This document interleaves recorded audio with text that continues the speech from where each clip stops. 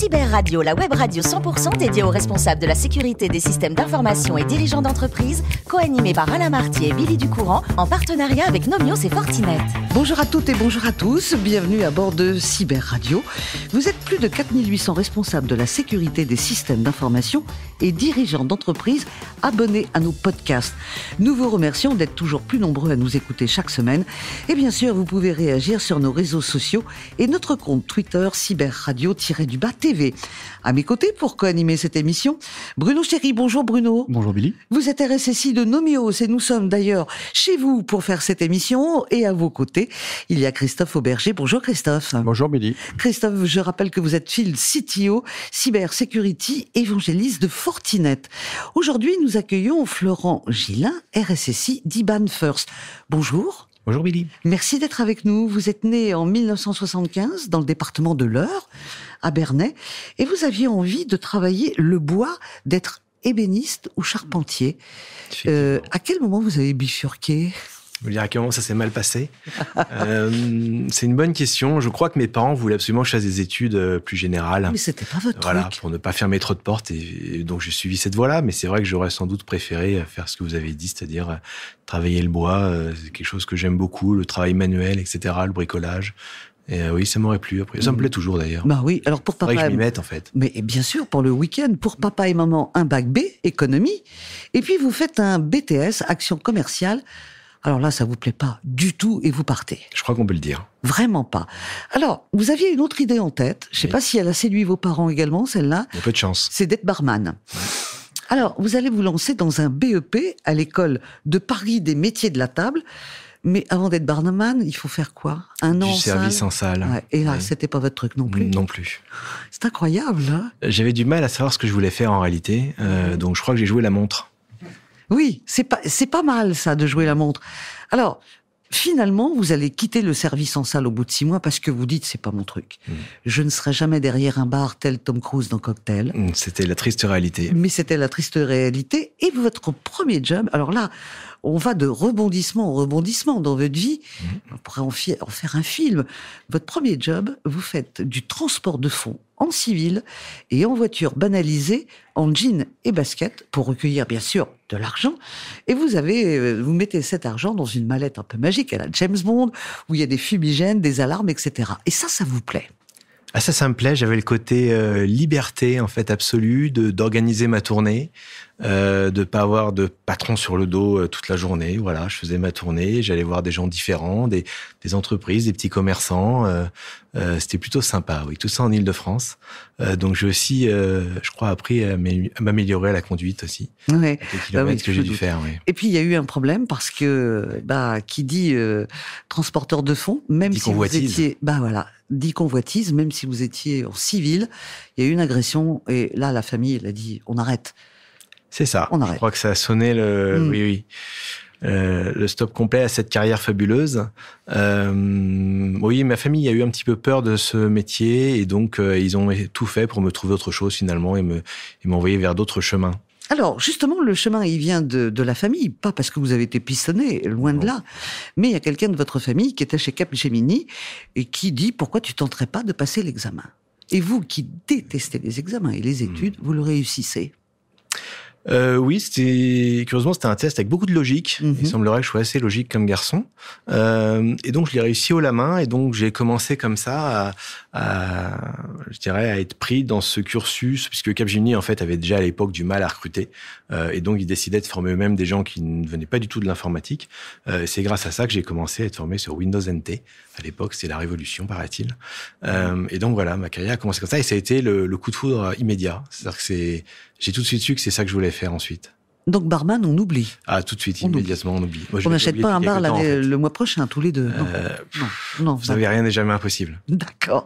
Après Capgemini, vous allez rejoindre Direct Medica, et puis Direct Énergie, qui est racheté finalement par Total Énergie. Mais si on fait les comptes, c'est 15 ans quand même dans ces boîtes-là. C'est même plus que ça, puisque c'est 15 ans et demi chez Direct Énergie, et ça doit faire 3 ans chez Direct Medica, oui, plus autant chez Capgemini. Alors, ensuite, il y a une autre aventure, c'est Forestia, où vous êtes responsable de la cybersécurité. La partie opérationnelle. Voilà, la partie opérationnelle, mais il y a quelque chose qui arrive et qui va foudroyer votre carrière, c'est le Covid. Oui, Alors, très compliqué. Oui. Dans quel sens? Parce que vos équipes étaient Mes équipes étaient totalement partout dans le monde en fait. J'avais des gens à Tel Aviv, au Portugal, en Allemagne. J'ai recruté en Amérique du Sud aussi. Et sauf que ce qu'on appelle le travel ban chez Forestia, donc interdiction de voyager assez vite. Et moi, je suis quelqu'un d'assez proche des équipes. J'aime beaucoup toute la partie relations humaines. Je pense que c'est important. On passe beaucoup d'heures au travail tous les jours. Et j'avais perdu ça, en fait. J'avais perdu cette proximité avec les gens. Et c'est vrai que c'était un petit peu difficile à vivre, objectivement. Mmh. Alors, en 2020, vous allez découvrir un autre univers. C'est celui où vous êtes aujourd'hui, c'est la finance. Vous ne connaissiez pas du tout la finance. Non, pas du tout. Je voulais absolument pas m'enfermer dans un secteur particulier. Ça aurait été facile de continuer dans l'énergie, a priori, par exemple. Mais non, je voulais absolument changer, voir autre chose et découvrir d'autres choses. Ouais. À la fois en termes d'organisation et d'humain, en fait. Ouais, et ça marche bien parce que vous êtes devenu le RSSI de IBAN First. Ouais. La finance, c'est pas rédhibitoire pour vous, loin de là, finalement. Ah non, moi, je m'interdis rien du tout. Je crois que j'ai ce côté envie de se sentir utile. Et moi, je suis un bâtisseur. Et le projet qu'on m'a présenté chez IBAN First, c'était ça. C'était une création de poste. Il y avait pas mal tout à faire concrètement, à mettre en œuvre avec des super équipes et ce côté déjà international aussi qui me plaît beaucoup. Donc, je me suis pas trompé. L'aventure est très belle depuis que je suis arrivé et ouais, c'est une belle aventure. Ouais. Ouais, Florent, première question, elle est posée par Bruno. Bonjour Florent et bienvenue. Alors justement, nouveau défi. Comment on construit? On part de rien, finalement. Quelle priorité? Par quel domaine commencer? Qu'est-ce que vous pourriez transmettre à d'autres RSSI qui nous écoutent aujourd'hui et qui seraient dans le même cas? Je viens d'arriver, tout est à faire. Notre métier, c'est surtout un métier de priorisation, en fait. On sait qu'on a des centaines de choses à faire, qu'on pourra pas tout faire. Et donc, quand vous arrivez, la première chose, déjà, c'est que doit-on protéger? Donc, il faut déjà avoir une visibilité sur est-ce que l'entreprise déjà ne serait pas par hasard déjà compromise. Donc, il faut déployer les outils, vous permettant de savoir à quoi vous avez affaire, à quel système vous avez affaire, dans quel état ils sont, pour déjà avoir un inventaire. Voilà, je crois que c'est la première étape, c'est de savoir de quoi on parle, savoir ce qu'on doit protéger. Et c'est ce que j'ai fait. Voilà, c'est les premiers outils que j'ai déployés, que ce soit des EDR, des sondes réseau, des scans de vulnérabilité, voilà, de manière à voir ce qui se passait et de quoi j'héritais. Christophe. Alors, vous indiquez que les attaquants étatiques, en fait, ont des capacités très importantes en termes de moyens humains, financiers, technologiques, etc. En plus, ils ont du temps.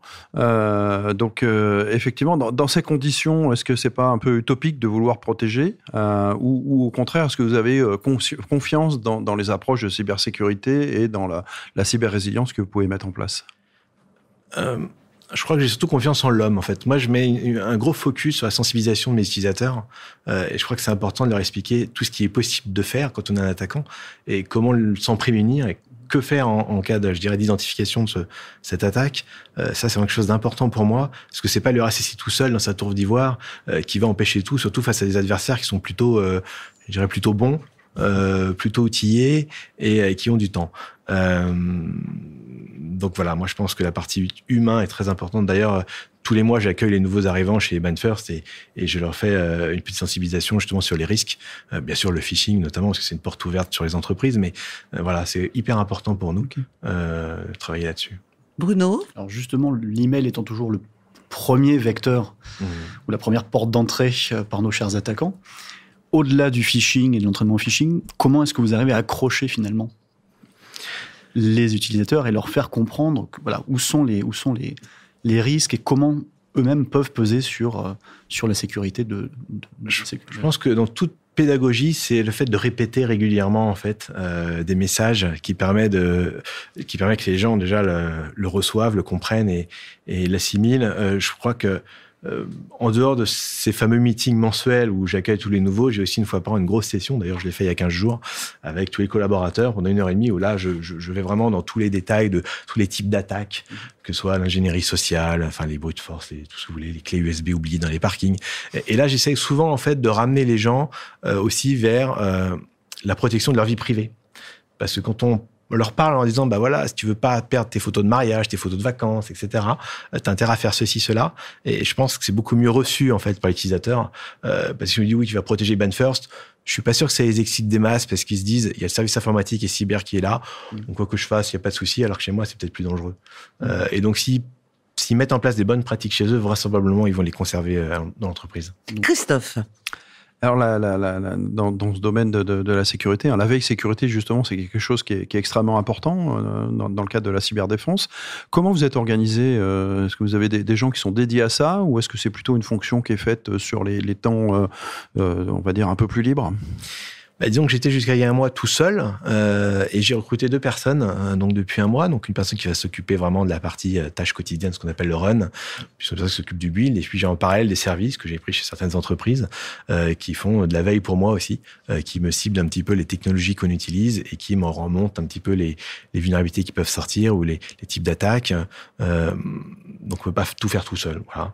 Et l'idée aussi demain, ce qui est un de mes gros projets en fait de 2022, c'est de mettre en place un SOC externalisé de manière à surveiller nos systèmes 24/24, ce qu'on peut pas faire aujourd'hui objectivement par rapport à la taille de l'équipe et de l'entreprise, nous-mêmes en interne.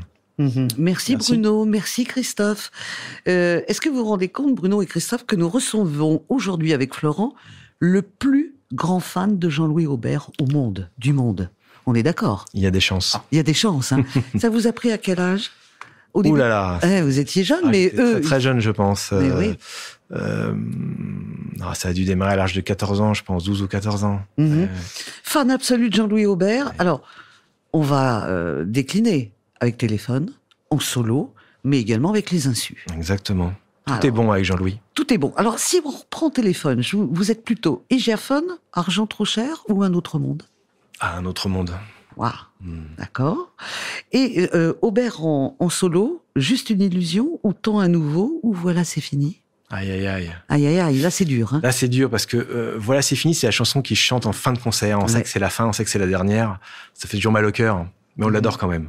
Puis là, voilà, c'est fini. Alors, vous aimez quand même beaucoup la chanson française parce que, bon, Téléphone a été un groupe important de rock qui a marqué plusieurs générations et puis ensuite ils se sont séparés et il y a eu des succès pour chacun d'entre eux, notamment pour Jean-Louis Aubert. Mais vous êtes pas insensible à l'univers d'un jeune garçon qui arrive depuis quelques années qui s'appelle Gauvin Serre. Lui, on reste dans quelque chose de plus confidentiel, dans les paroles qui ont un sens. Exactement, j'aime beaucoup les auteurs, compositeurs, interprètes, j'aime les gens qui fabriquent de rien en fait quelque chose.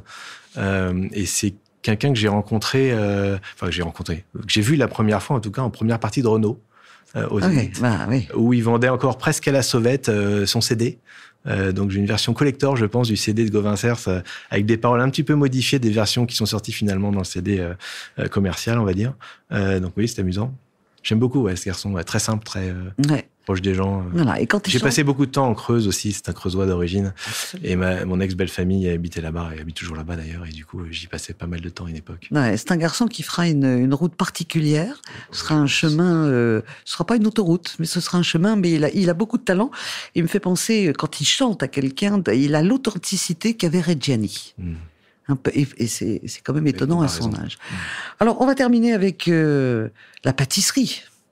Parce que ça... Notre amour. Ah bah voilà, alors, la pâtisserie, vous avez moins le temps aujourd'hui parce que vous êtes débordé de travail, mais c'est une passion. Et la pâtisserie, c'est pas vraiment la cuisine, hein. C'est particulier. Alors...